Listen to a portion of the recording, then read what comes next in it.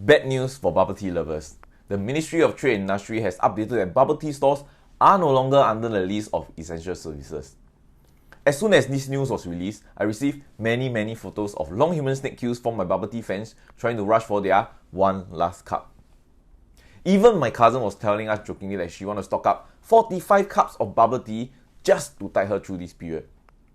Personally, I'm not a huge fan of bubble tea, but what I observed and noticed from this behavior is what struck me real hard. Why? Why do these bubble tea fans rush down immediately just to purchase a cup of bubble tea? Is the supply of bubble tea permanently removed? No, it was just a temporary measure, and yet we see a huge surge of demand that floods the market. So you may ask, how does this scenario related to property market? First of all, let us take a look at China. After about 9 weeks long of lockdown order in China, it was reported that home sales, volume and prices rose immediately as soon as the order was lifted.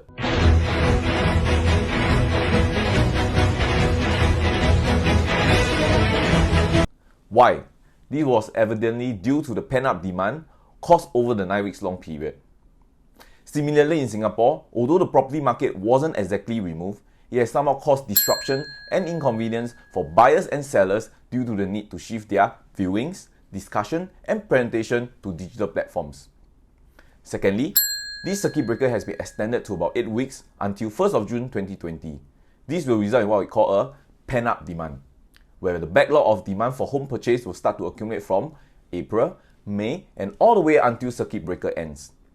From the case study of China, these pent-up demands were gradually released, and we can see that home sales in China recover very quickly as soon as the authority allows the developer to open show flats and allow property agents to conduct physical viewings. So, what can we learn from this bubble tea situation? Number 1, demand cannot be removed, but can only be delayed. This saying was introduced to me when I was attending one of the webinars conducted by my company. So in this case, the bubble tea demands will not be removed just because of a new measure. Instead, this demand will be accumulated over weeks and resulting in what we call a pent-up bubble tea demand.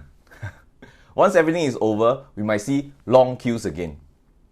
Secondly, the drop in transaction volume for these bubble tea stores will not reflect the true market sentiment. Why? Do you think once the government lifts this measure, will the bubble tea stores drop their price to attract their customers again? I don't think so. Seriously?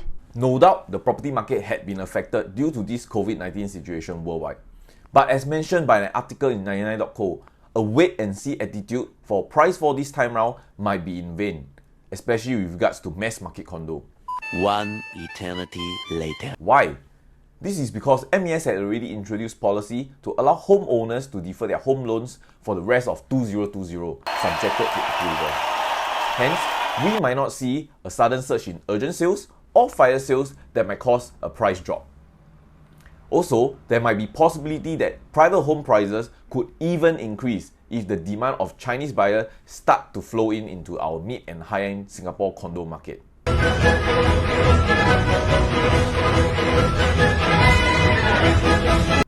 So, will Singapore follow the footsteps of China in both the property market as well as the bubble tea segment? Leave your comment below, and if you find what I say helpful, drop me a PM and we can discuss more. Cheers!